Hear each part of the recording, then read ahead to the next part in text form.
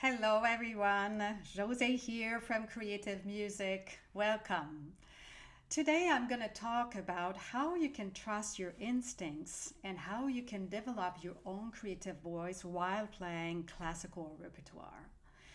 And I'm going to ask you, have you ever played a Baroque piece, a Bach or a Handel, and wondered, am I playing this the way they intended it?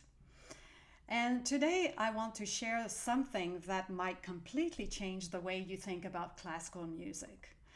It's not about what Bach wrote, it's what about Bach didn't write down or Handel didn't write down. And why understanding that gives you permission to trust your own musical instincts in ways you never thought possible. When we look at a piece by Bach or Handel, a prelude, an invention, or a fugue, we see every note carefully written out, right? And we assume this is exactly what Bach or Handel wanted. My job is to play it perfectly. But here's the truth: Bach's scores or Handel's scores were never meant to be the final version. They were frameworks, they were blueprints, they were invitations.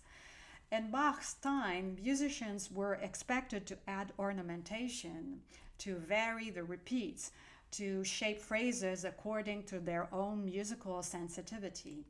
And the written score was the beginning of the musical conversation, not the end. Ornamentation wasn't decoration, it was personal expression.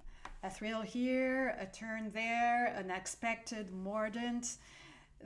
These weren't random, they reflected the performer's emotional interpretation of the moment. And here's what's wild: ornamentation was often improvised.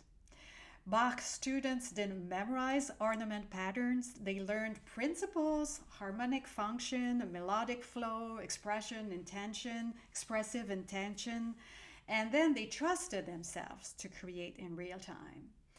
And somewhere along the way, we stopped trusting that process and we started believing that our job was to reproduce what was on the page perfectly, identically, obediently. And we started treating ornamentation like a puzzle to solve, not a gift to offer. And we lost the understanding that music, even written music, is meant to be alive. And if you've ever felt nervous about adding your own expression to a piece, and if you've ever second guessed a dynamic choice or a slight rubato, if you've ever felt like the score was a cage instead of a guide, you're not overthinking. You're responding to a system that taught you to distrust your own musicality. And the truth is, your instincts are valid, your interpretations matter, your personal expression is not only allowed, it's essential. So, how do we reconnect with that trust? How do we start experiencing music the way Bach's students did, as something living, breathing, and personal? It starts by understanding that improvisation and interpretation are not separate. They both require the same thing: the courage to trust your inner musical voice. And of course, there are traditions and there are rules and conventions to respect, but still to trust your inner musical voice. And when you start practicing improvisation, even in small, simple ways, something shifts. You stop asking, am I allowed to do this? And you start asking, what does this music want to say through me?